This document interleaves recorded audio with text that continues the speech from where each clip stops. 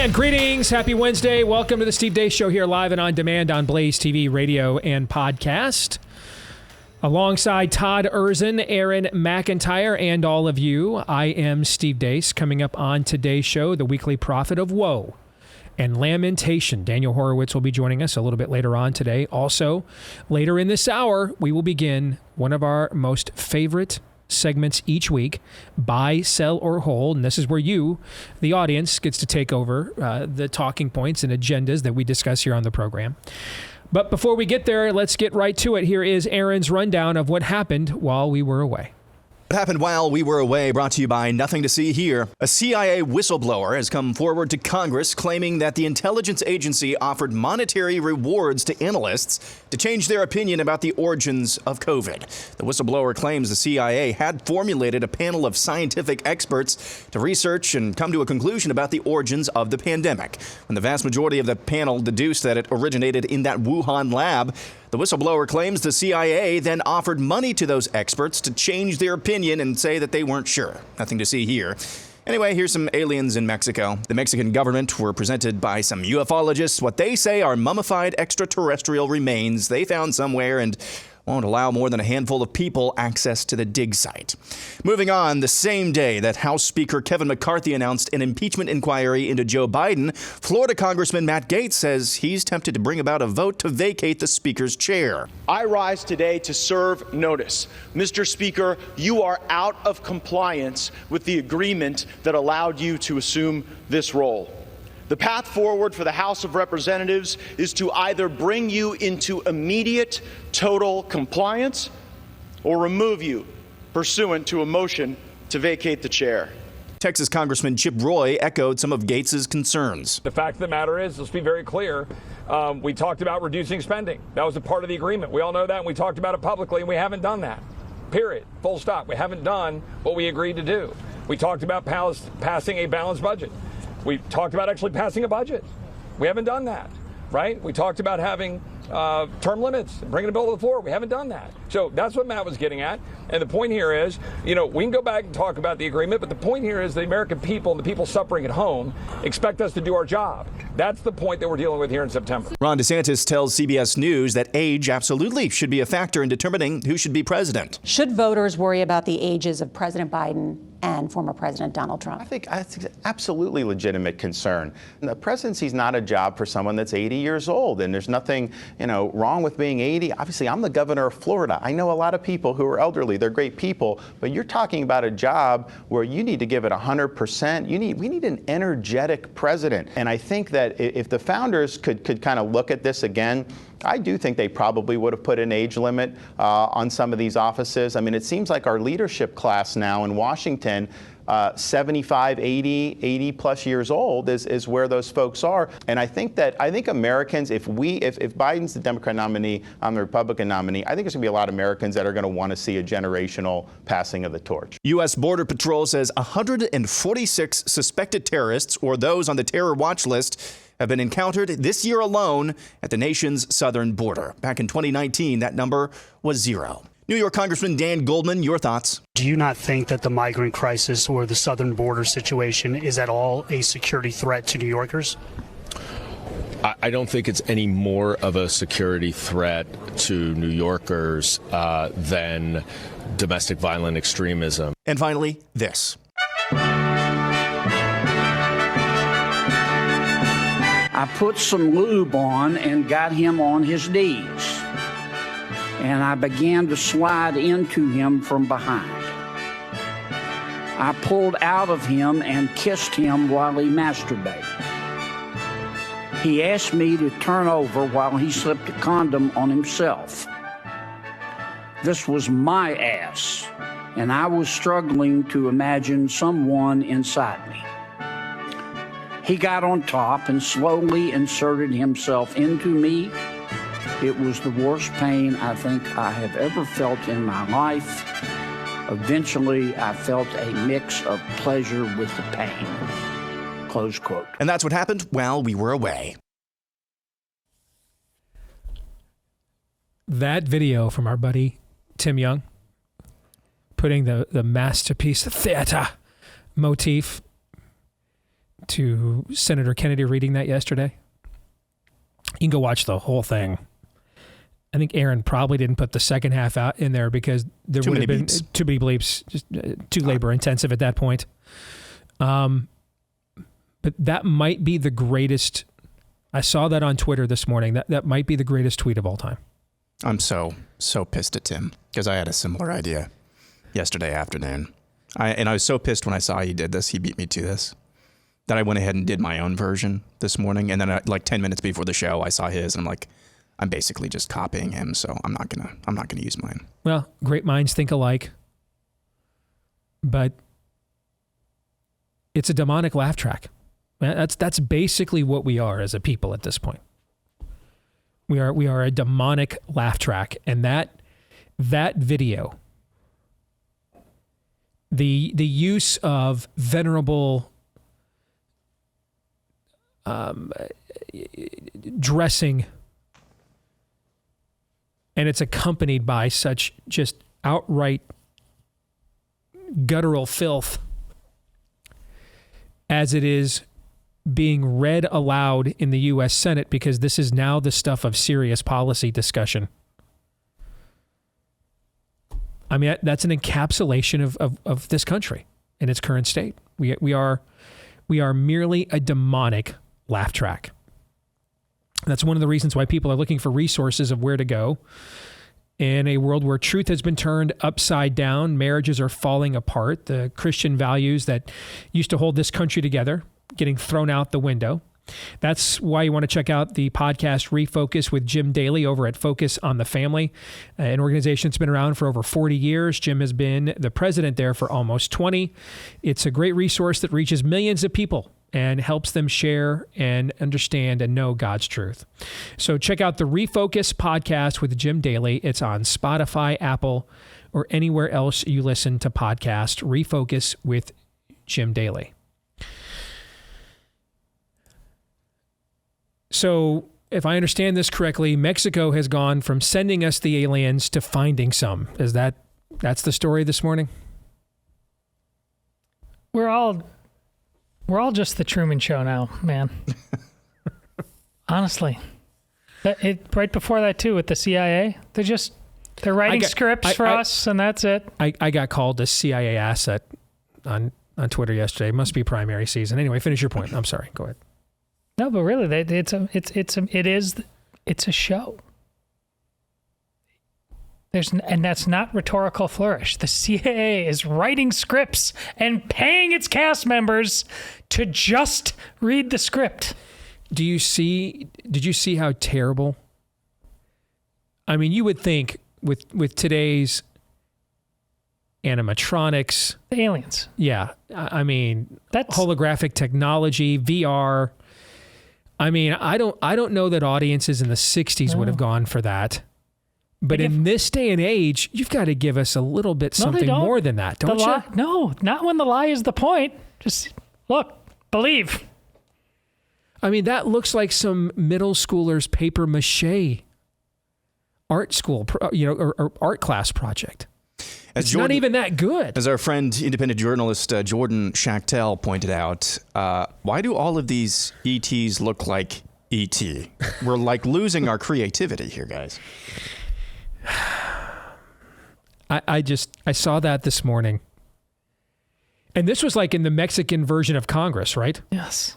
They brought these bodies out from like Hangar 18. Do you remember where that was? That's the infamous hangar at Area 51, where the Roswell... The hangar has a number too? Yeah, that's the alleged hangar at Area 51 where the Roswell incident with the flying saucer from 1947 and the aliens, they're being kept in Hangar 18 within Area 51. That's some UFO lore for you. Turns out, though, they're not there. A little further south of the border in Guadalupe. That's where they are. Mexicans, the aliens went on a taco run. You know, they wanted to get real margaritas. All right. They wanted some real Corona. All right. With a worm at the bottom. They wanted the real thing. And they just said, wait a minute, we landed in New Mexico? We meant to land in Mexico, right? And so they got it right the second time around. We've all seen that scene before. It stars Christopher Guest and Rob Reiner. In fact, it says, see our new amp? Oz goes up to 11. It's like, why didn't you just make it louder and go up to 10? No, but Oz goes up to 11. That's the exact same scene. That just looks like a small miniature version of E.T. No, but Oz goes up to 11. It's the same script. It's good to see that our Congress isn't the only one in the world that's a joke, or even in this own hemisphere. That's the Mexican Congress, as they literally put out some paper mache done by school kids and said, behold your alien deliverers. See, this is why I thanked you privately, but now I want to thank you publicly. Like maybe 20, 25 minutes ago, somebody, I don't know, maybe you knew who that person was, but said like the American people are tired of the theater. Oh, and Congressman Scott Perry, who's running the House Freedom Caucus. Okay. Yeah, he said, hey, the American people are tired of politicians who can't say one thing on the campaign trail at home and come to Washington and do another thing. They're tired of that theater. Yes. Because if they really were, after we just saw from Kennedy there, if they really were, we would honestly, the public schools would be shut down immediately. And we do a full, as your former friend, and he used to love this term, Jonathan Narcissus used to say, we will do a full forensic audit. Yes. Everybody's just moving on after that. I mean, we just went through an election. There was an election like last year, right? And since Scott's a member of Congress, he would have been up for re-election. Yeah. So he would be aware of said event, right? We just had an election last year that the polls all told us this was the most collectively disgruntled electorate in modern times. Everybody's angry. Everybody's upset. And this was coming off of, well, last year would have been 2 years. 2 years of hell government put us through on every level because of COVID. We held that election. I traveled to Dallas for election night coverage. I brought the Tiger Woods red shirt. I ordered the Tubbo corn, which frankly I probably would have ordered anyway. But in this case, it had significance. I was here. I was here to just watch the red. We weren't going to have a red wave. We were going to have a red wedding, man. And I was just here to watch the carnage. It was going to look like the blood scene in The Shining. I mean, the system was just that elevator corridor, and the blood from the voters, just the door opens and just floods in like a classic shot from Kubrick himself. We were all convinced of it. Remember the mood I was in when I left the day before the election to fly down to Dallas? I do. And I mean, I was walking on, dude, I was Katrina in the waves, man. I was walking on sunshine. I mean, I couldn't wait. It was like Christmas Eve when you were a kid and waiting for the family to get there so you can start opening up some presents, or Christmas, the night before Christmas and going to sleep before Santa comes. I could not wait, man. I could not wait. I was so excited. So excited. You love a good reckoning. I do. And I thought we were going to get it. I mean, I did. I absolutely believed it. Okay. And I can't lie at all. I can't. And I went in there, man, and I was so fired up. We were about an hour into it, and I'm watching the returns, and I'm looking at the breakdown of the electorate and the turnout. And all this emotion that I had, because I was emotionally invested in this outcome, and I'm not just looking at it now analytically. I'm emotionally invested. I want to see this. You could feel your energy. Yes, I could. Well, all that energy's got to go someplace else when it's not going to be satiated. And let's just say by the end of that, I thought Glenn wanted to have me hung, all right? Because I was like black-pilled, raising black flags. And the next thing you know, Michael Malice and Jason Whitlock are about to kill each other. I mean, that night wrecked me. I still haven't recovered from that night. I mean, I don't know that I'll ever recover, because here's why. The people are fed up, Steve. See, kidding aside, embellishment aside, well, on this show, embellishment is never set aside. All right. Somewhat dialed down. Okay. In all seriousness, here's why. If there was ever an election to justify, ever, the typical midterm election with the party out of power and everybody in the middle is like, you guys went way too far one way or the other. We've seen this a million times, whether Republicans or Democrats are in charge. We've seen this play out a million times. If there was ever an election to justify that, ever one. I mean, go back and look at the stuff that we were talking about in 1994 with the Clintons. It sounds trite compared to the stuff we were talking about last year.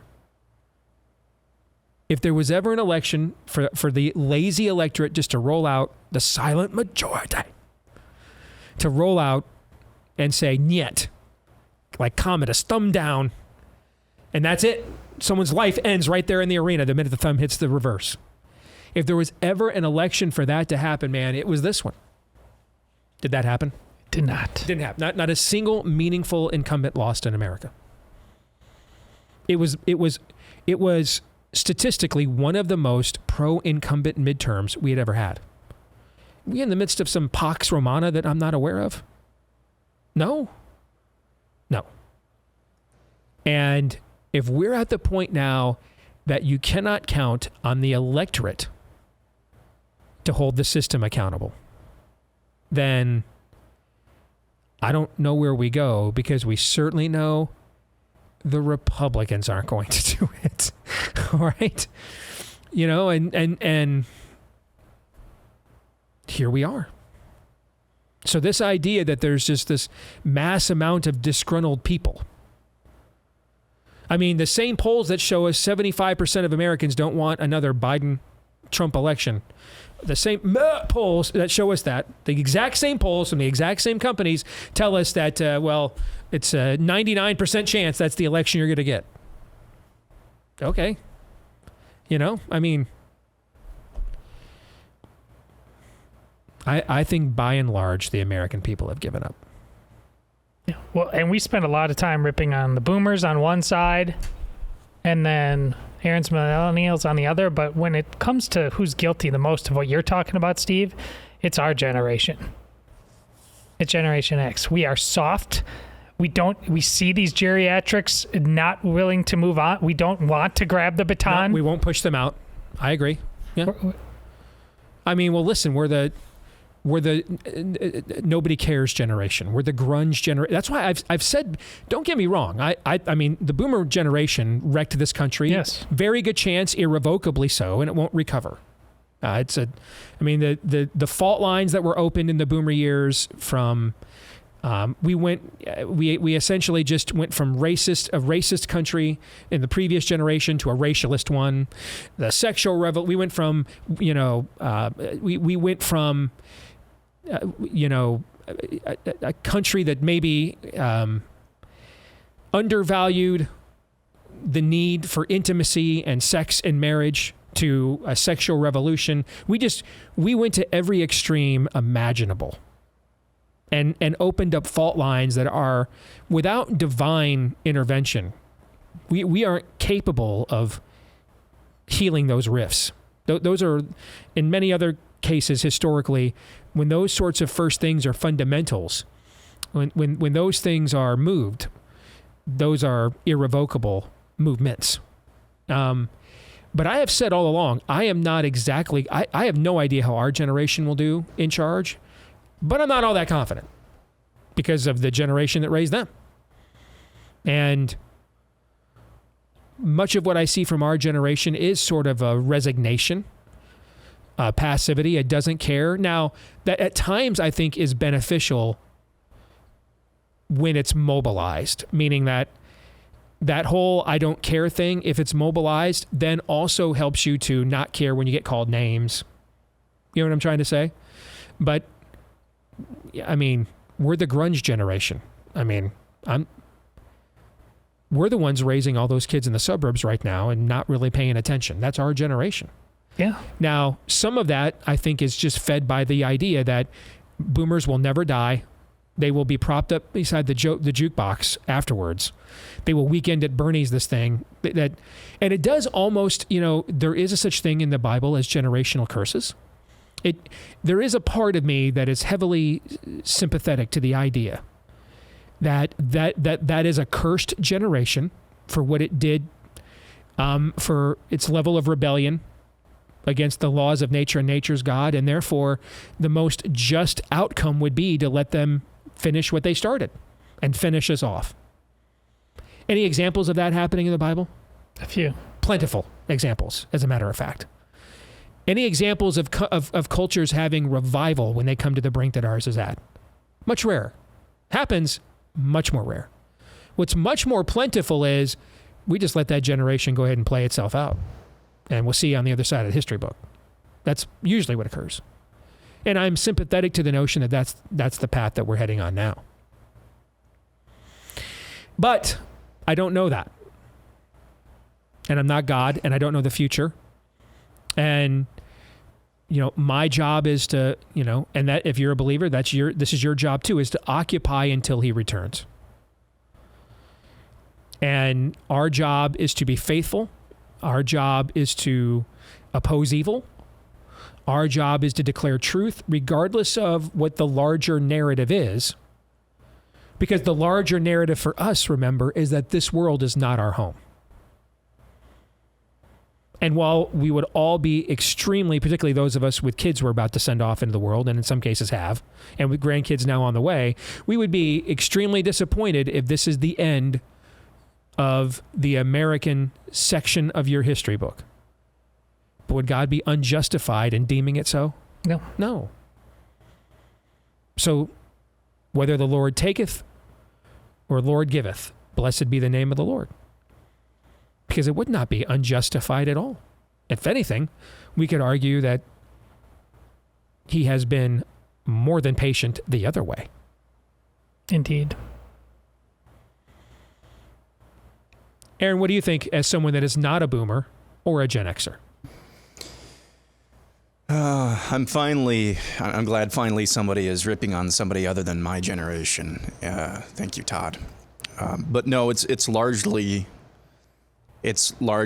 true. I mean, I made the passing comment, it was either Monday or Tuesday, that as Todd has alluded to before, 40 years in the desert was an act of mercy. It would be an act of mercy for sure for this country. I mean, they had parted the Red Sea. God parted the Red Sea. They saw that. They saw miracles. They saw their captors be destroyed. They saw that with their own eyes. And they were so quick to then doubt again. We've seen, I don't want to say similar things, but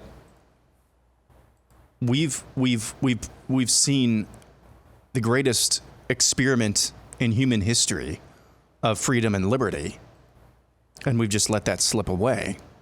We deserve a lot worse than 40 years in the desert, but that seems like either we're embarking upon that or we're at the end of that, and we're coming to the end of that. I oscillate between the two things almost on a daily basis. But this concept of a generational curse, and again, we have to give the caveat that, if this doesn't apply to you, if you're a boomer, if you're a Gen Xer, and you're going balls to the walls to try to conserve and preserve what's left of America for your children and grandchildren, we're not talking about you. Okay, we always have to give that caveat, but Zoomers are the new target du jour. That seems to be the new target du jour for everyone, including my generation. We like to pick on Zoomers. Well, they were born and raised by Gen Xers, largely. Millennials by the boomers. So nobody comes out scot-free here. Nobody. And I think maybe a new motto of the show should be, it's just Romans 1, or it's just time of the judges, bro. Something like that. Because I think that is what we are seeing, at least in part here, is this concept of a generational curse. Let me give you 3 examples. 2 of them are in your montage of what we're talking about. And the third, I just had someone send this to me on Twitter. Sebastian Gorka talking about Anthony Fauci now admitting that the COVID vaccines cause myocarditis. When is Sebastian Gorka going to ask Trump to admit this?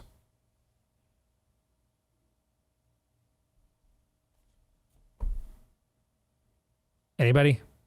Matt Gaetz. Completely agree with what I agree with every word Matt Gaetz said about McCarthy on the floor today. I agreed and celebrated with everything Matt Gaetz did back in January to stop McCarthy from being speaker. What's the reason McCarthy's speaker? Who's the reason McCarthy's speaker today? Trump.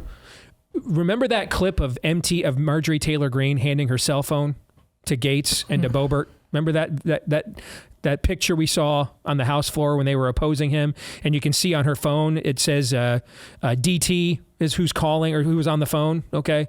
Daddy's calling. You better come correct. So Gaetz thinks the speaker, third in line to the presidency, is such a colossal failure that he's contemplating a motion to vacate the chair to have him expunged. But the guy that's the reason that he's there has no accountability, none at all. He has no role to play in the process at all. Total cognitive dissonance. John Kennedy. Sounds great. I mean, John Kennedy is the personification of the Fox News era. He is loved by so many people because he's good with a soundbite. He is nowhere to be found, though, in any meaningful fight, I promise you. Can't remember a time, ever. Can't remember a time we had any meaningful fight that you could count on Senator John Kennedy from the renowned blue state of Louisiana. We're just... I had another conservative host text me yesterday asking me, why don't Democrats have these problems? Here's how I responded to this person. Unlike us, they really believe in their religion. That's why. Unlike us, they really believe in their religion. So we're going to have more days like this until we start believing in ours. Sincerely.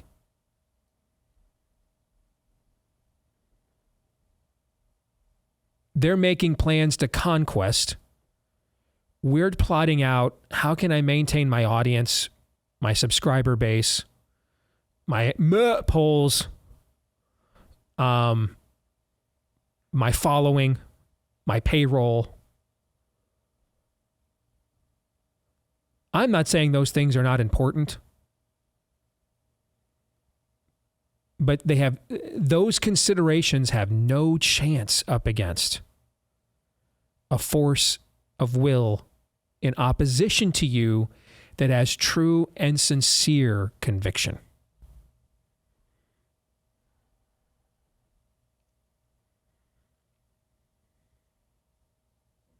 And so instead, what we're going to get is, for the next few months, we're going to get a show called Impeachment.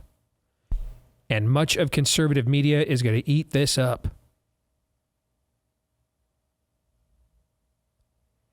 And it has no chance to go anywhere in the Senate, which is exactly why Kevin McCarthy's going to do it.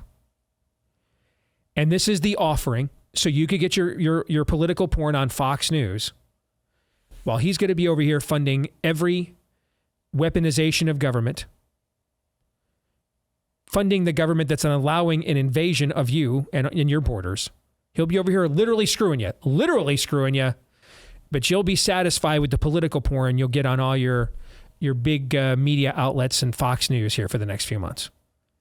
And that'll all be done precisely because it will go nowhere. So we'll just keep doing this over and over and over again.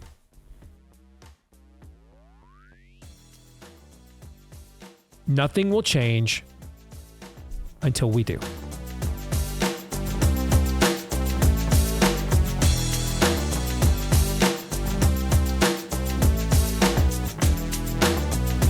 Don't be limited by restrictive networks when it comes to choosing the healthcare providers and treatments that are right for you. There is another way. It's called Samaritan Ministries. They connect hundreds of thousands of believers across the nation who help to pay one another's medical bills, all without the use of insurance.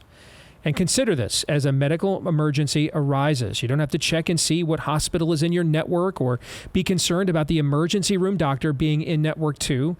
You go to the hospital you choose, and don't give a second thought as to what's in network and what's not, because with Samaritan Ministries, you're in control of your health care. After receiving care, send your medical bills to Samaritan Ministries, and they'll notify fellow members to pray for you and send money directly to you to help you pay those bills. And when another member has a medical need, you'll do the same for them. That's what biblical healthcare sharing looks like, and you can check it out today at SamaritanMinistries.org/Steve Deace. SamaritanMinistries.org/Steve Deace. Again, that's SamaritanMinistries.org/Steve Deace. Without further ado, let's get to it. This week's buy, sell, or hold Aaron is loaded for bear. With a little help from his friends, you in the audience, you have determined the things we'll be discussing about here for the next hour or so on the show. No topic is off limits. If for any reason, however, you decide to use your hold, then you have punked out. You have shown yourself to be an effeminate weakling. And as a result, you will have to find out firsthand whether or not Tim Scott's girlfriend that goes to another school is really named Lindsay. Todd, you ready to go? That's actually put a little spring in my step. That's like the best Lindsay one ever. You're considering a hold this week because you want to know yourself. Worlds You've collide. got to know yourself. Yes. All right, let's go. We will start with Judiana. At least 3 governors, Reynolds, Sununu, and Kemp, will all endorse Ron DeSantis in the next 14 weeks. Sure. Bye. So 14 weeks is... 3.5 months. Is that what that is? Yeah, you're right. About 3.5 months.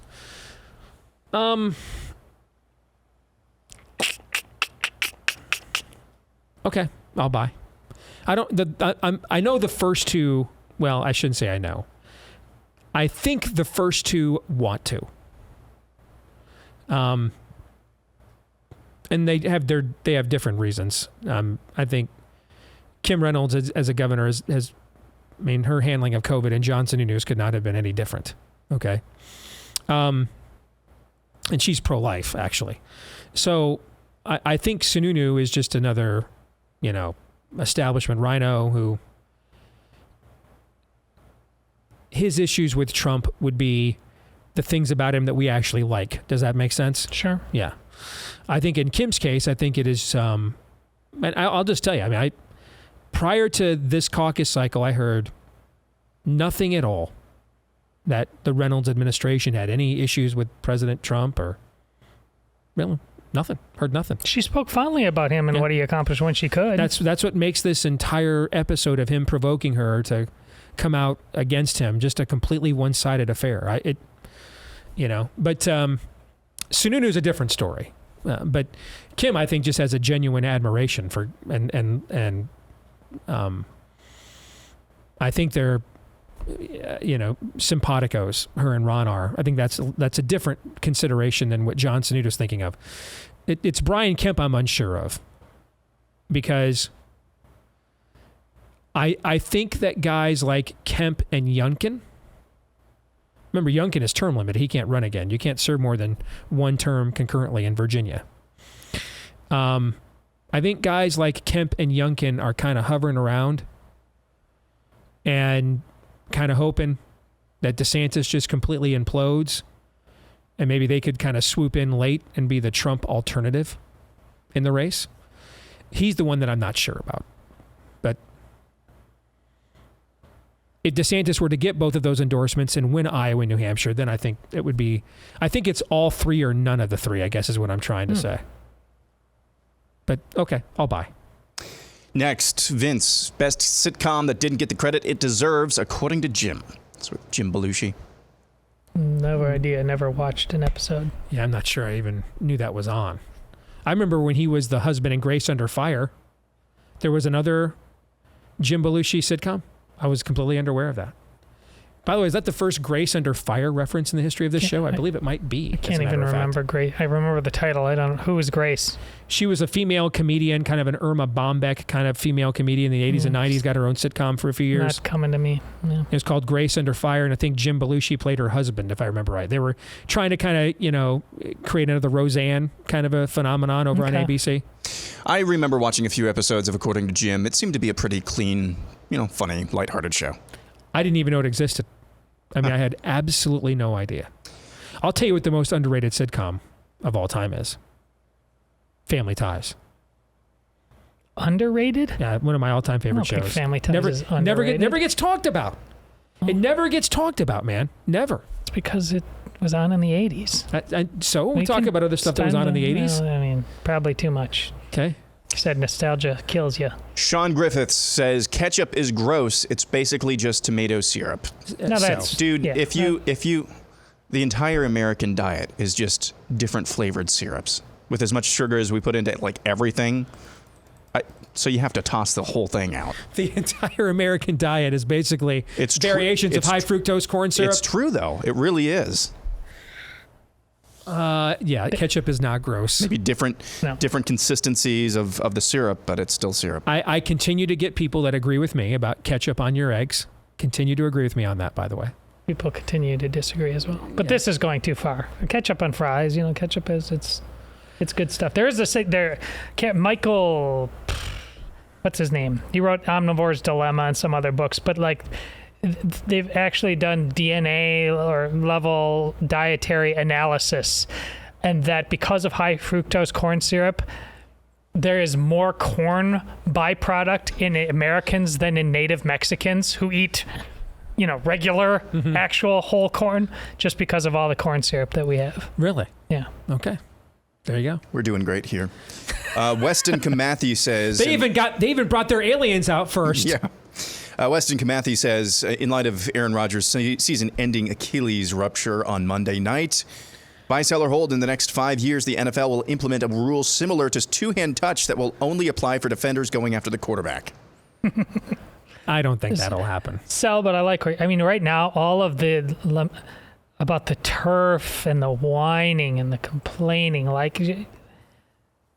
Aaron Rodgers is 40 years old. He was actually my quarterback for a long time, but all you man bros out there, I have sports depression today. This was going to be show me on the doll where Aaron Rodgers' Achilles heel injury hurt you. Can you guys grow up? It's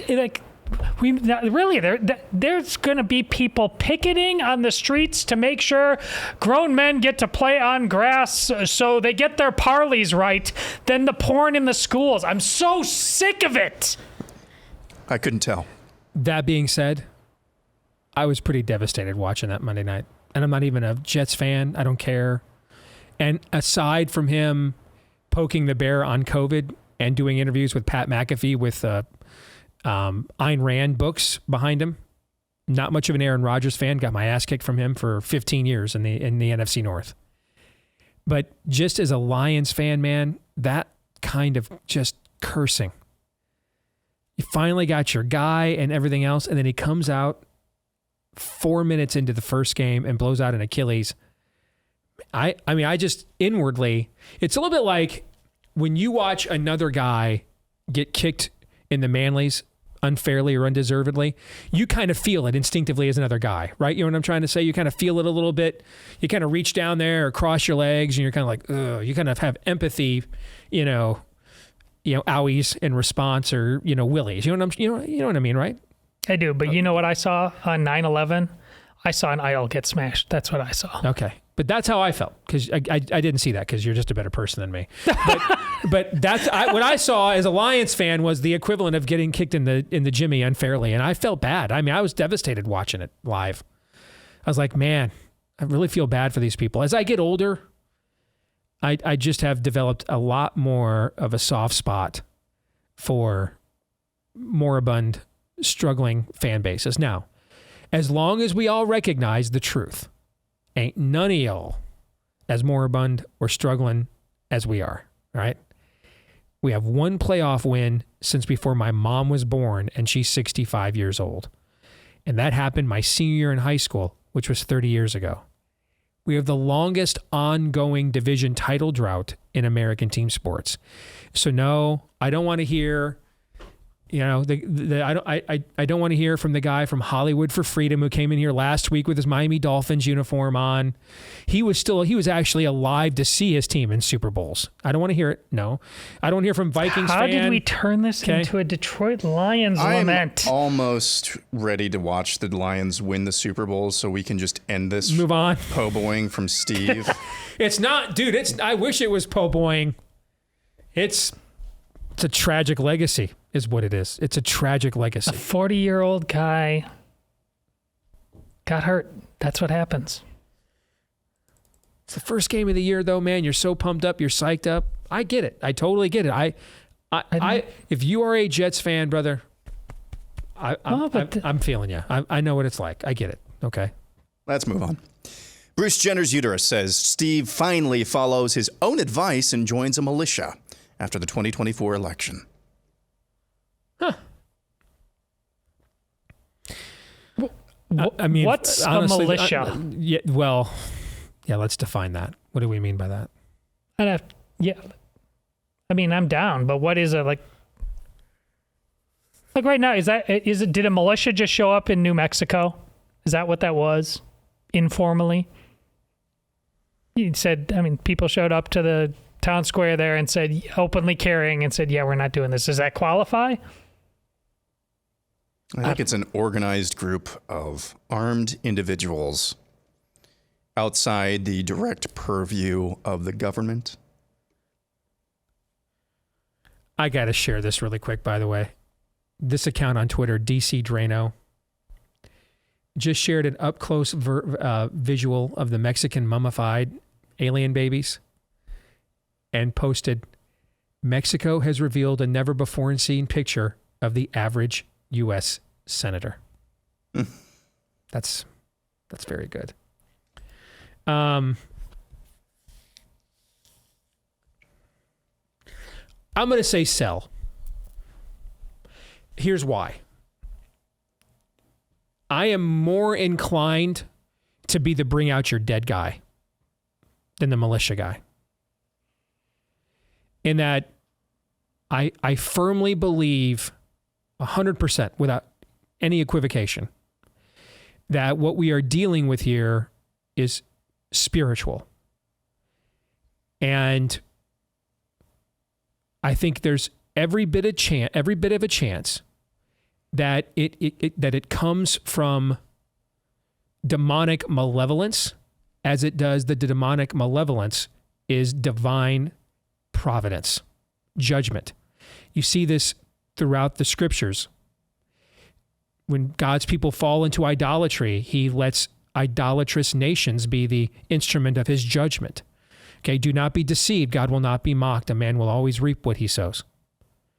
The Israelites come to God and say, we demand a king like everybody else.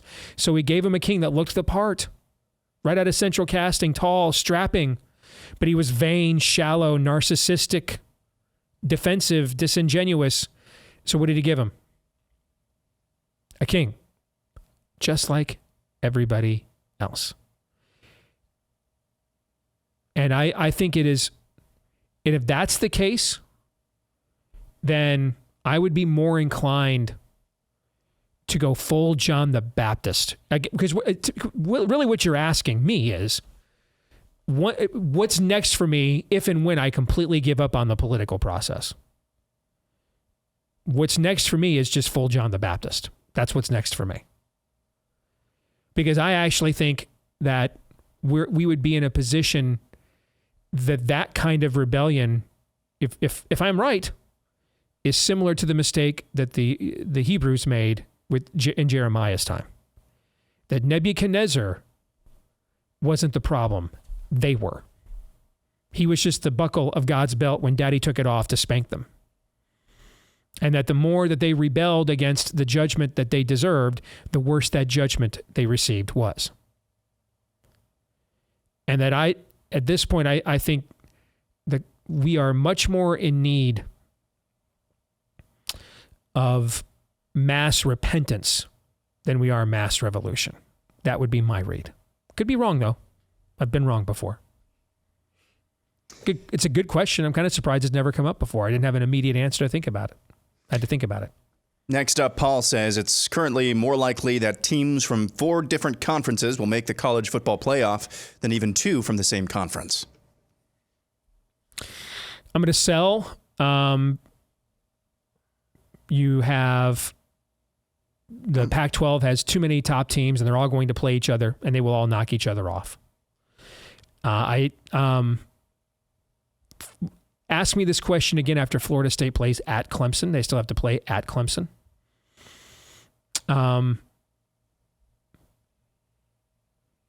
You're still talking about Texas, which has a history of... I mean, we're talking about a program that in the last 15 years has averaged about 7.5 wins a season. So I'm going to sell. I think those 3 teams in the Big Ten East are so much better than everybody else on their schedule. Although I'm starting to waver on Ohio State a little bit. Starting to think maybe Notre Dame could get them in a couple of weeks. Todd, what do you think? So we just got done with week 2. Play some games, please. That too. Coming up next, we have a submission regarding Trump's campaign strategy in Iowa that we will talk about.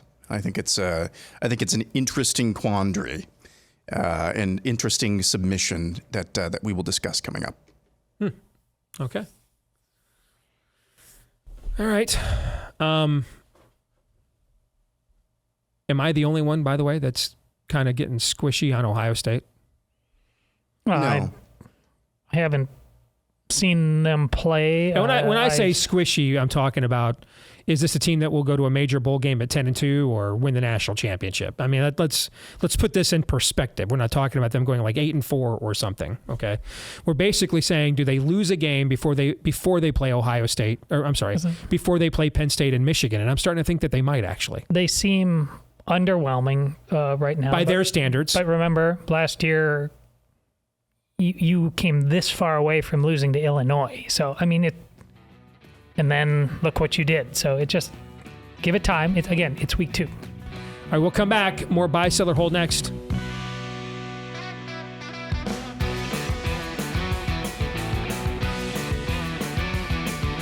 All right, back here with Hour 2 on Blaze TV radio and podcast. I'm Steve Deace. He's Todd Erz, and he's Aaron McIntyre. You are you, and maybe one day we'll find out. If you take advantage of the stevedeace.com inbox, you can email the show, steve@stevedeace.com. That's DEACE. Like us on Facebook, MeWe, and Gab. Follow me at Steve Deace Show on Twitter, Getter, Instagram, and TikTok. And you can find me over on Truth Social at Real Steve Deace there. That's at Real Steve Deace on Truth Social. If you're a podcast listener, we appreciate you very, very much. Please show your appreciation for us if you wouldn't mind. If you like the show, leave us a 5-star review. Thank you to all of you that have done that already on the podcast platform of your choice. We're approaching 10,000 reviews on iTunes. So we'd love to have that barrier crossed if you'll help us get there. And make sure to hit follow if you're on iTunes or subscribe if you podcast our show elsewhere to make sure that every new episode we do shows up in your feed every time we do so. Thank you if you've done that for us too. Thank you to our friends over at Sweatblock. They are the proud sponsors of this part of the show. If you struggle with excessive sweating, maybe that's because you're going to be out in the heat, but not like in a work or workout capacity. It's going to be an event, company event, a wedding. And so you want to have extra protection against excessive sweating. Maybe it's a high adrenaline event, a public speaking, a date, a first job interview, etc. Make sure you check out our friends at Sweatblock. Their antiperspirant wipes, that's kind of the OG product that kind of launched them and gave them their street cred. Those are absolutely fantastic. They have a whole line of products, including their own deodorant. I love the deodorant lotions. Just phenomenal products that absolutely work against your excessive sweating. And you'll get 20% off with the promo code DEACE when you go to sweatblock.com. Promo code DEACE for 20% off at sweatblock.com. Again, promo code DEACE for 20% off at sweatblock.com. And with that, let us continue on with more buy, sell, or hold. We continue with Bama conservative who says Team Trump are doing the opposite of their intentions in Iowa. They're telling his base that he's light years ahead in the polls and the primary is over. And he's telling those on the fence that they aren't that important since he isn't really campaigning in that state. I mean, that's kind of true, but it's true everywhere. Yeah. I mean, we haven't had a Trump rally since July 4th. Was that the last one? That massive one in South Carolina? Let's see. I mean, what happened at South Dakota was not a Trump rally. That was a GOP political function. I haven't checked in a few days, but as of last week at this time, there was not a single campaign event on Trump's website calendar. So, I mean, they're kind of doing this everywhere. I mean, he's not really campaigning at all, like anywhere. Right. You know, so do I say that I'm selling that because it's too myopic to Iowa, or am I going to buy it because I think it's true even beyond Iowa? I think in general you are seeing these conflicting messages that they're not really campaigning anywhere and behaving as if the thing is just totally and completely over. It really blows my mind too. I am fascinated to see. Well, that's probably something I shouldn't say, but I will anyway. Say it. Okay. Yes, Mr. Kinnison, I will. I am just fascinated to see people, colleagues of ours in our industry, just like tweet out like Real Clear Politics polling averages and stuff every day when they were the exact same people that said we couldn't believe the polls that we were going to lose 40 House seats in 2018. We couldn't believe the polls that Trump was going to lose in 2016. We had to unskew the polls for Romney in 2012. But again, you know, that's where, as I've said before, I'm still doing sports talk radio. Nothing's really changed, you know. I'm still doing, the teams just aren't called the Yankees and the Red Sox, or in our case, provincially Iowa State. They're not called USC and UCLA. They're not called Michigan and Ohio State. They're not called the Dodgers and the Giants. They're not called the Celtics and the Lakers. They're just called the Republicans and Democrats. And there'll be a very small sliver of people that will do real, and this is true in sports, that will give you unfettered analysis of those situations. Most people, because of the high levels of emotion that are instilled in both of those particular sides, will fall into one of those particular emotions, or they'll just play to them because that level of emotion is what drives profit. You know, so, but they're not just doing that in Iowa. So does that mean I buy it or I sell it? What do you think? I think you sell it. Because it's actually broader? Yeah, it's not unique to Iowa. All right, so if you're selling it, it's a good take. If you're selling it, I'll buy, so we split the baby in half. Okay. Next, I'm going to change this a little bit for Exodus. McCarthy is essentially just doing the system's bidding by launching an impeachment inquiry against Joe Biden so that they can eventually take out Joe Biden. I don't believe that's his intent. I believe his intent is to patronize you and this is the ultimate shiny object to be distracted when he sells you out and funds everything that is truly your enemy at the moment. That being said, I kind of have the same question on this one I had on the last one. I agree that this is true, just not for the reasons that are implied here. I don't believe it's his intent, but I think that there is a far, far greater, like 3,000% greater chance that that's how this thing's going to turn out than Joe Biden's going to get removed in the United States Senate. And stop and think, last week, props to John Zemerick at the stream for there were only a few of us that pointed this out. He was one of them.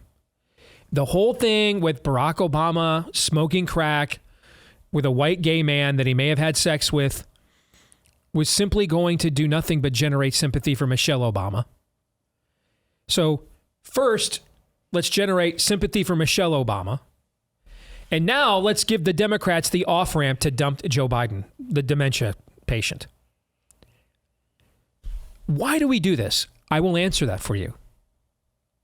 I'm going to warn you, though, as with many things we say on this program, you will not like the answer. Nevertheless, I will grant you the answer. Why do we do this? Is it because we're nothing but a grift? No. There's too much grift in our business, but we're not nothing but a grift. That's not entirely fair. That's going way too far. Is that fair? All right. Okay. Is it because we just suck at this? Well, we do, but that's an observation, not an evaluation. I mean, I'm going to tell you why we suck at this. The reason why is because we don't have any credibility on issues. In 2012, after destroying the Democratic Party in the 2010 midterms on Obamacare, we nominated for president Mitt Romney, who came up with Obama's worst idea before he had it. We are now watching Anthony Fauci admit that the COVID jab has myocarditis before Trump does. We are now watching Gavin Newsom express regret for lockdowns before Donald Trump ever will. By this time next year, when they're not busy putting him in prison, they'll be blaming him for the poisonous jab and calling him a big pharma tool. We aren't credible on the issues. We put too many people in power that are not serious about our issues. And so we can't talk issues seriously. Most of the Republicans in Congress are terrible on our issues, and that's when they're not openly opposed to them. And so we are only left, there's only two methods of attack. Well, I guess you could say three, but I would say 2 and 3 are basically the same. There's only two methods of attack in politics: policy or personal / trolling. But I kind of would view trolling and personal kind of the same, right? Mm-hmm. Okay. So the attack is either personal or it's policy. And we lack credibility on policy. In fact, we've got a guy running for president right now that has done virtually every policy we've ever said we ever wanted. And on a fairly large stage, Florida. And every day, I still receive at least one email telling me he is a neocon shill, George Bush III. And if I'm getting notes like that, my goodness, what do you think other shows that the host is not openly supportive of DeSantis are receiving? You know what I'm saying? Yeah. Which would make you think that's what everybody must think. That's what's in my inbox, right? So we're not serious about issues. Most of the people we vote for aren't serious about issues. Trump actually has serious issue accomplishments. He runs on almost none of them. When was the last time you heard Trump take credit for overturning Roe? I've heard him do it. It's just been a minute. Most of what you hear from him is just personal attacks or witch hunt. Except in this case, it actually is one. Actually, in his defense, in many of the cases, it was one. We're being honest about that. Okay? So while we're being honest, let's make sure we're being honest every which way but loose here. It kind of was a witch hunt almost every time he said it was. So there's that. But that's why we don't have credibility on issues. I mean, we have too many people that are nationally prominent, that people have too much invested in from a platform, from a grift, from an access standpoint, that we can't have a serious prosecution on issues. I mean, we can't even have a serious prosecution on Ukraine. The most visible Republican in America, Mitch McConnell, is out there attacking Biden for not doing enough for Ukraine. My old boss, Ted Cruz, voted for this scam right out of the chute. With the same talking points we hear from the regime. Oh, well, we can't afford the rise of another Soviet Union. Because, yes, a guy that has not been able to conquer Vladimir Zelensky in a year and a half, he seems poised, Todd, any minute now, to reconstruct the Soviet Union. Come on. So, I mean, we don't have credibility on issues, guys, and that leaves us then to just make everything personal.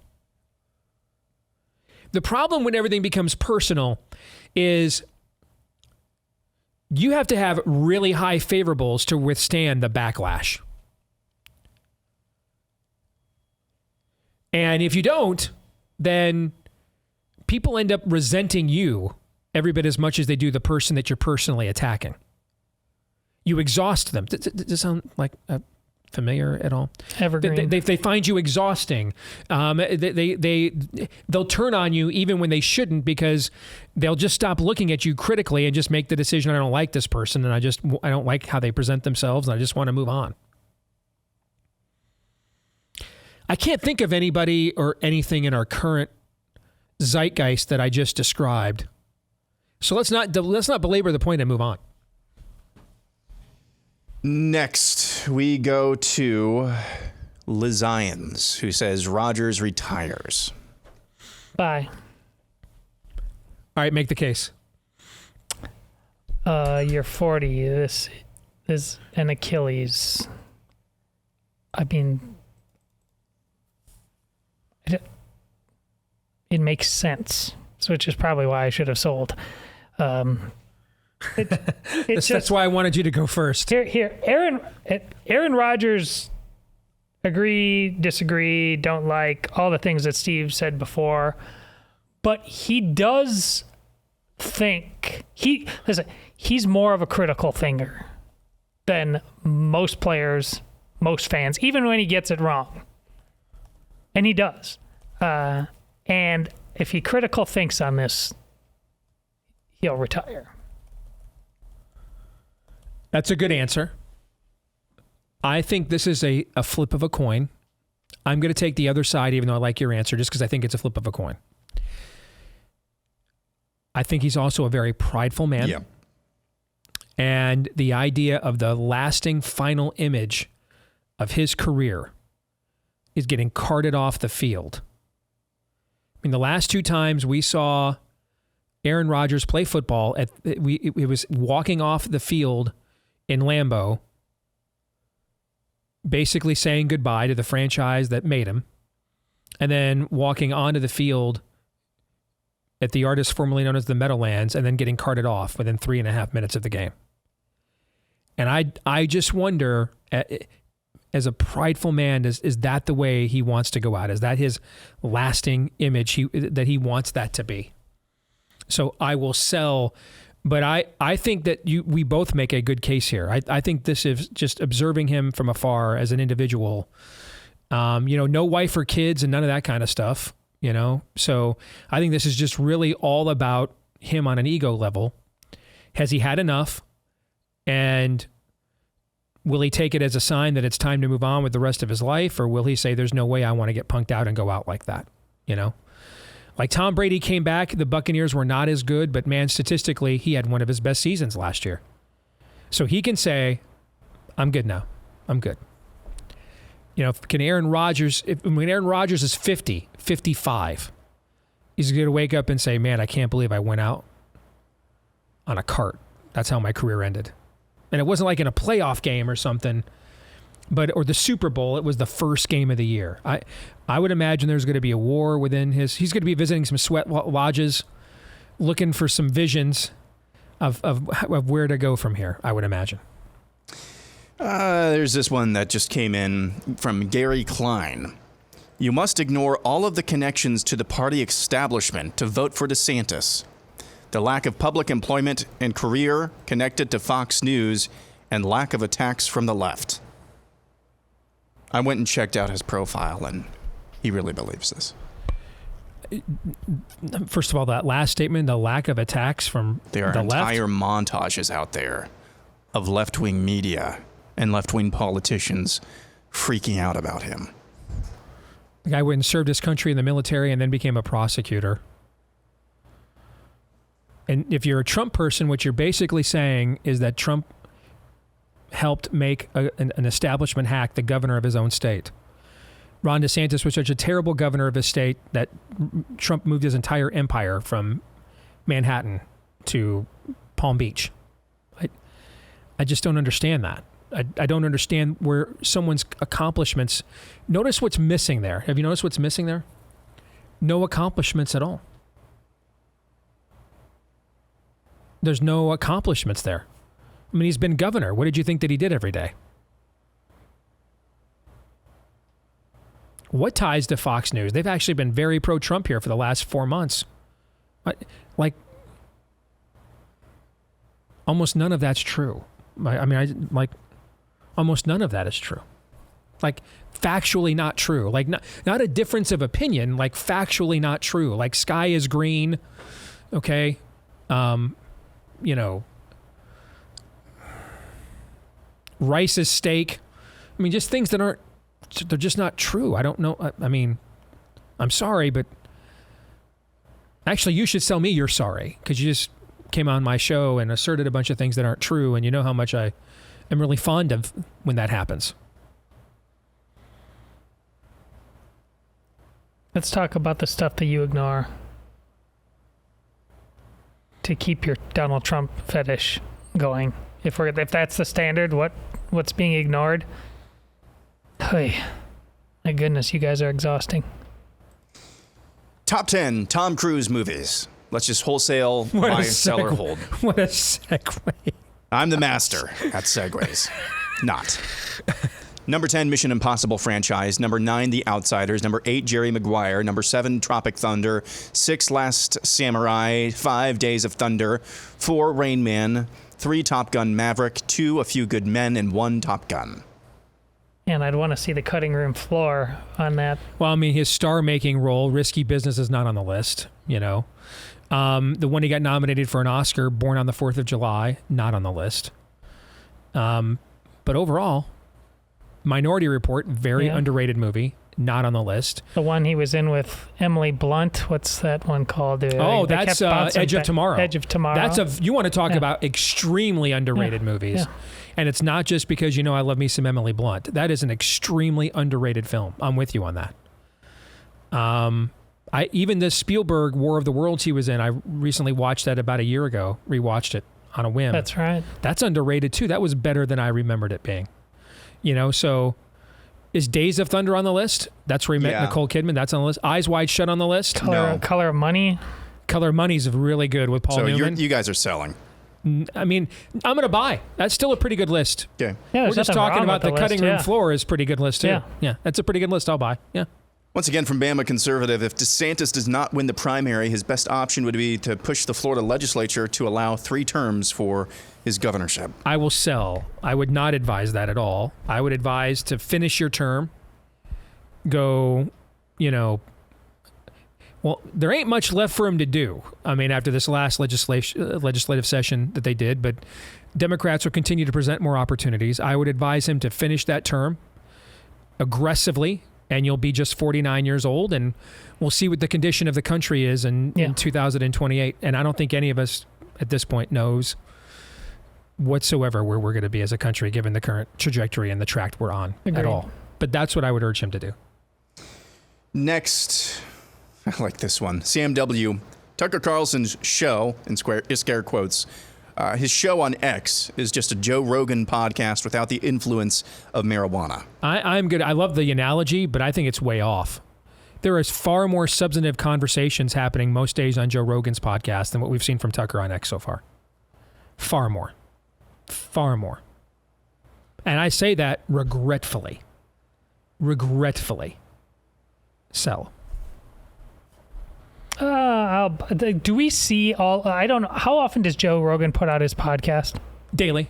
It's a daily podcast. So so we clearly do not see all of the people and the stuff he's talking about. So I'd imagine we get a lot of news of the weird as well. So yeah, that's true too. Yeah. Sure. Bye. Tiny Johnny says, in a bold move to get back at Steve for all the gay references, Lindsey Graham is going to send a video of himself sprinkling pumpkin spice into his pants while wearing a Wolverines uniform and reading from Nefarious. Bye. If you think like Steve's threatened by that in any way, no. In wrong. fact, I'm yes. Talk to me. I'm looking forward to it. I'm okay. I mean, I've price met. Let's do this. All right. Next. Priceline.com. You sold. You got it. All right. Hee Haw, the Viking King, the Viking. The release of Sage Steel, cannot talk all of a sudden, from ESPN, puts the pieces in place for a 30-minute, late 80s, early 90s daily Sports Center-style show on BlazeTV. except for her, Steve, Stu, Hillary, Jason, etc. Well, first of all, I believe she left on her own. I think so. I think she won her lawsuit against them and then just walked away after she proved her point. Similar what happened with me in Sports Illustrated when they tried to pin me as a racist and a bunch of stuff, and I beat them at that, and they took it all back and rehired me, and then I resigned. Okay, I just wanted to I wanted to prove my point, and then once I did, I walked away. That's kind of what she did. Now, she walked away with a lot more jingle in her pocket than I did. Right? So props to her. Okay, but she earned it too. So I'm ecstatic that she did. But I think that's a tremendous idea. Now, I'm not staying up to do it. Not with my schedule. I mean, the amount of money that the Blaze would have to pay me, to quote the great prophet Deion Sanders, have to put me on layaway. All right? What it would take with the schedule I'm already keeping to take my nights away to get up to stay up and do that, the Blaze wouldn't pay it, and I'm not worth it. But conceptually, I love your idea, so I will buy. I like it. Yeah, buy. Next, Tyler Bruder. Things straighter than Lindsey Graham. Number 5, Justin Verlander's curveball. Number 4, male figure skating. Number 3, Frankenfurter from Rocky Horror. Number 2, Tale of the Dragon Road. And number 1, scoliosis. Come on. Gosh. I've got to sell, man. Justin Verlander is a first ballot Hall of Famer. What do you mean he's not just out there just throwing straight curveballs for 20 years? What are you talking about? You made this bed. You sleep in it now, Steve Deace. That's why I've got to reject you buy. that. Buy harder. Well, Justin Verlander is going to be one of the greatest right-handed pitchers in Major League Baseball history. It's a compliment to Verlander. His curveball is really, really not straight. Oh, okay. I read it the wrong way. Okay, my bad. Because I was also looking at, there's a straight character in the Rocky Horror Picture Show. I mean, that threw me off too. Okay, I read it opposite. My bad. Okay, that's on me. My bad. Okay. In that case, it's brilliant, and I will buy. Makes total sense now. Okay. Oh, I bought. Yeah. Jazz Charles, the lighting color behind Aaron needs to change from hot pink to a color that is Dude Code approved. Technically, it's not hot pink. It's red and blue, but it comes when you mix them together. That makes for pink. I guess I never noticed it before. Yeah, I haven't really thought that much about it. Who sent that to you? Jazz Charles. Is that a dude? I have no idea. I mean, is it a dude code violation to be the first dude to point out that something is hot pink? I think that's a dude code violation. Yeah. You know what I'm saying? If you're a dude and you're the first to come forward and say, isn't that hot pink? I think that in and of itself is a dude code violation. Here. It's a little bit like maybe the other dudes know it's hot pink and know what hot pink is, but you darn well know you are not referencing, acknowledging that hot pink is available or in your presence. So I'm rubber and you're glue. Whatever you say about me rubs off me and sticks to you. Well said. Thank you. Token White Man says, this is for Todd, baseball was baseball when a quality start meant a complete game victory. Well, closer, yeah. There was just a stat about a pitching staff. Who was it? I'm sorry, but yeah, 70s, 80s pitching staff, and then the percentage of I think it was the Orioles staff in the 70s, when they had all the 20-game winners, and how many complete games that they threw. Yeah. I mean, it was just about dudes being dudes. I mean, there's no. People were lamenting in the NBA on sports radio about the NBA, which isn't even there yet, but about the continued problem with load management. And all of the ways and the schemes and how you can Jenga this thing. It's about manhood. That's all it's about. There's no system that you're going to contrive. You had a world with Michael Jordan over my dead body. I'm playing. It's a matter of principle. It's about core character. These guys are more about. They're softer. That concept is meaningless to them. They don't care. Larry Bird and Michael Jordan could come up and look them in the eye and call them assistant. They wouldn't care. They're just soft. They've grown up on video games and excuses and nonsense. Social media affirmation. Yeah, so don't ever overlook that. This is every argument you're ever going to have with my generation, mostly about Michael Jordan versus LeBron James. There's multiple ways you can come at it. For me, this is as fundamental as anything. Michael Jordan is just 100 times bigger badass, full stop, than LeBron James has the capacity to be. and this is part of it. He's going to play. He's going to shut you down. You give him any nonsense. He doesn't care who you are. He's not going to give you your day. He's just going to beat you. That's the world we live in. So you're right. Absolutely. Steve, you got a take on this? I don't know that I can top that. I'll just add this. Kevin Durant and Kobe Bryant each ripped out their Achilles at about the same age. Yeah. Kobe Bryant, it took Kevin Durant 567 days to come back and play basketball again. Kobe Bryant was back in 8 months. I think that kind of speaks to what you're talking Kobe about. Bryant is kind of between those two, and he made a choice. I mean, he talked about it a lot later on in his career, and I think he realized he was drifting the other way in the life he was making, and then he just dialed in. And he used to talk about the people he used to call, how did you do this? How did you become so intense? And he kind of became a guru about going the Michael Jordan way. Mm-hmm. Yeah, when it comes to the NBA, I want to have a respect for the ability and athleticism that we see. The players make it entirely difficult, incredibly difficult for me to do so. I do. I think they're the greatest athletes on earth, and they're also the most annoying and obnoxious. All right, before we get out of here, a word about our friends over at Bonner Private Wines. We have a special treat for you. It is the Sune Illogico Malbec Never Before Imported Gem from deep in the Malbec Mountains of Argentina. 9,000 feet of altitude. You can't beat it. Third highest vineyard in the world. Highly rated at 91 points. No fining or filtration done, preserving its true natural taste. Also boasts a staggering 10 times more resveratrol, so it's good for heart health as well. Bonner Private Wines is the sole importer of this amazing Malbec. We've arranged for you to get a bottle of this exclusive wine by visiting bonnerprivatewines.com/Steve, becoming a member today. But act fast. This Malbec sells out quickly. If you visit bonnerprivatewines.com/Steve, you'll not only get other wines for over 50% off, but free shipping as well. bonnerprivatewines.com/Steve. bonnerprivatewines.com/Steve. 50% off and free shipping at bonnerprivatewines.com/Steve.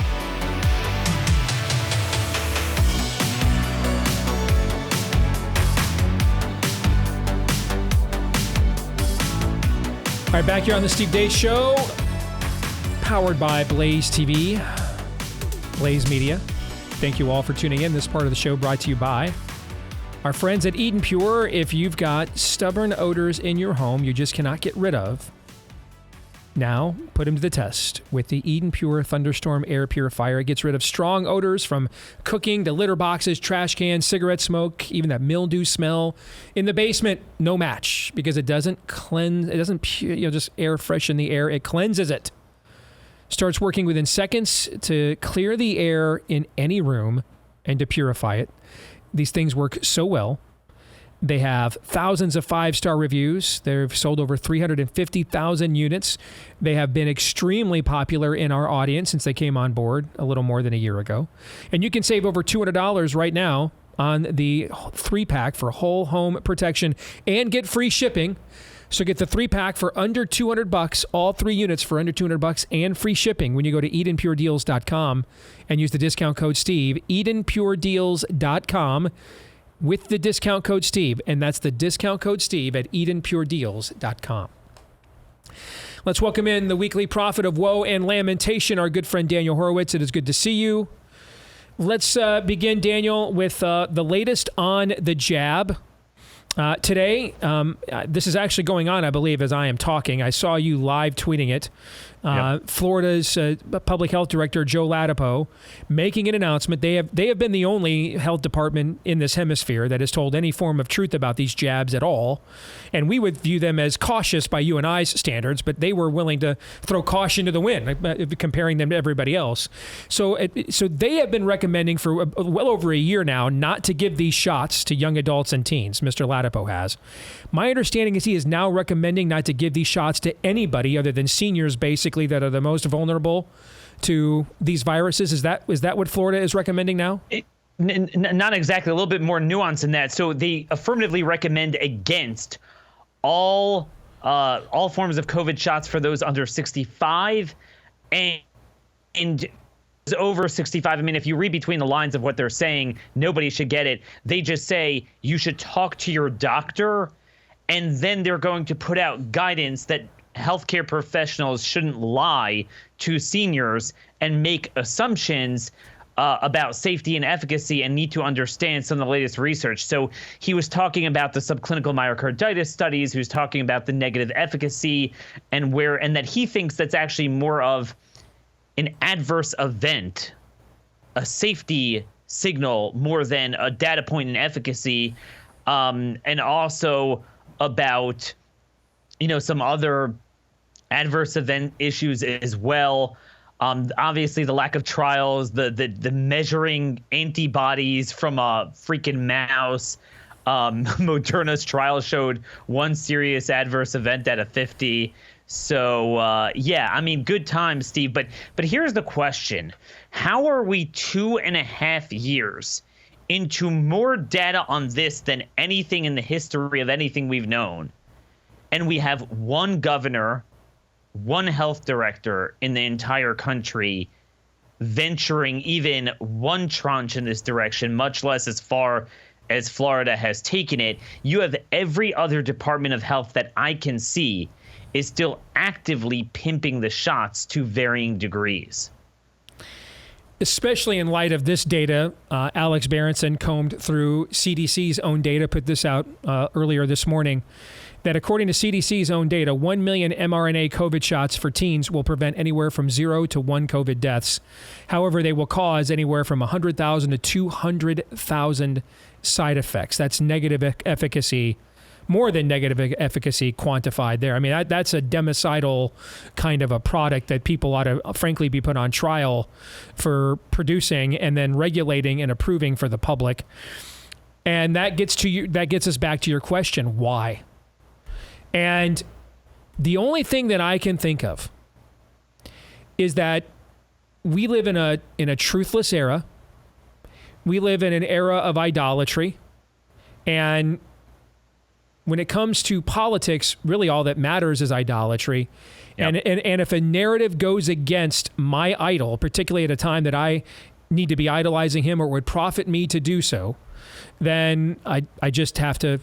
I mean, you have Sebastian Gorka out there, posting clips of Fauci admitting that teens can get myocarditis from the jab. Is Mr. Gorka going to demand Donald Trump admits this? Or you have some other friends of ours tweeting out clips of the ACIP committee hearing from CDC approving it, but not about DeSantis and Latipo's roundtable they just did. Like it is okay to say DeSantis did something right. Yeah. That is okay. We kind of need to pressure the other 25 or so Republican governors to do the same thing. Now, I would say, just to be fair, I don't think it's only Trump. The listless. No, my point is, I think it goes on every side. No one, tell me, what's the constituency? We cannot form a constituency that at this point in time, we cannot form a constituency to go after this that doesn't impede on somebody else's constituency. You see what I'm saying? That any constituency we would form would get in the way of somebody's idol. Yes. That's what I'm trying to say. And I only picked on the Trump angle of it because we have no power. You and I were, I won't say with who, but you and I were on a Skull and Bones Society call this morning with conservative leaders, and you made this point. We have no leverage with Democrats. So why do guys like you and I try to pressure Republicans? Democrats don't care about us. If anything, they are fine just extinguishing us. We have to go where we have leverage. So on this show, I'm just talking about Trump because that's where we have leverage. But this would be the same thing if we were working at MSNBC or CNN the other way around.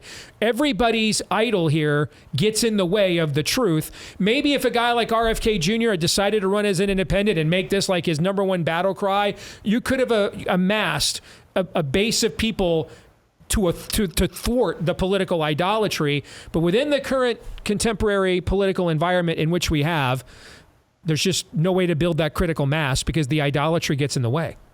I mean, look, the inflation doesn't exist if we have our political soap opera. We got impeachment, so the border is not a problem. Correct. Nothing is a problem. And that's what it does. It erases self-evident truths. Because truth cannot subsist together with idolatry. And I think this is very important, because I'll get some emails the other direction where people are like, man, Trump is such a cancer. Look at what he's doing. Look at how he's changing our people. They wouldn't be okay with this, but now they are. Obviously, I've voiced that before, but I could wait out Trump. I mean, whether he wins or not, maybe it won't be more than 4 years. This is a systemic problem that predated Trump to a large extent and continues. So let's talk about Kristi Noem. We had an election where we took the House of Representatives away from Barack Obama over Obamacare and then turned right around and nominated for president the guy that gave him his worst idea before he had it. And then we couldn't run on Obamacare for the next year and a half and then wondered why we lost that election. This is why I always say, Daniel, nothing's changed. No paradigms. Now, Trump has shifted some foreign policy paradigms for sure, and I'm very thankful for that. But our domestic political apparatus is entirely intact. Nothing's changed. The cake is the same. It's just the frosting is zanier, but it's the same cake.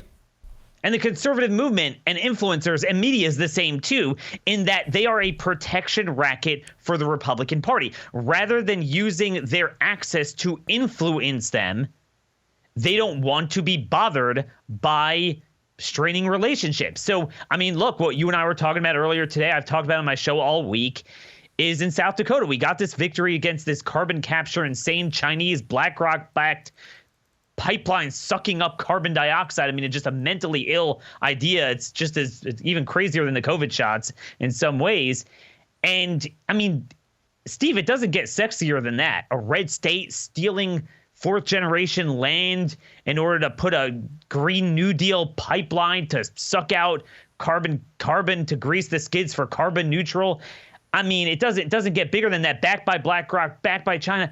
But there were just a handful of us engaged in that, and it was a little bit bizarre because that's the type of thing that's like, you know, Steve, when you see these California bills, we're going to let out the people on death row out of prison, and we're going to put people in prison for recommending against the COVID shots or something. Crazy things. We're like, I mean, you got to get out of there. We can't do anything. But then you hear these things in red states and,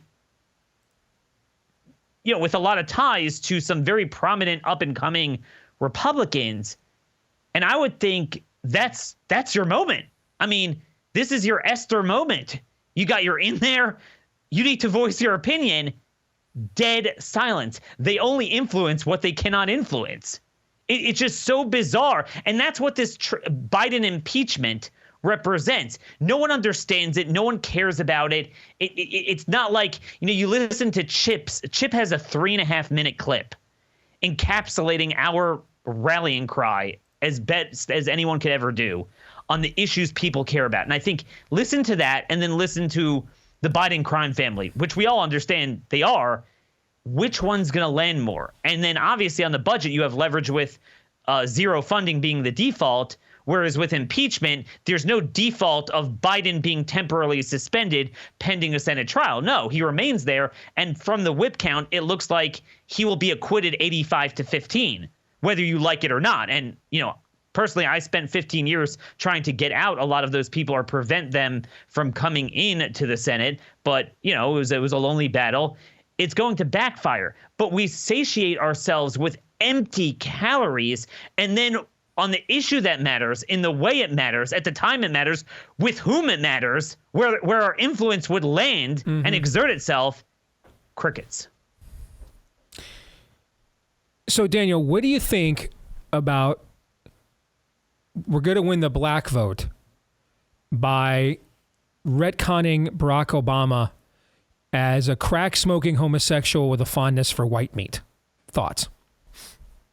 So first of all, I'm outside of Baltimore, so I was actually thinking of running for office now because, I'm told a D+40 district is really like an R+40 district. Hey, man, so, if you go full blackface and just walk down a black neighborhood, there's endless. Yep. I mean, white boomers are just waiting to throw you their money. Waiting. Yeah.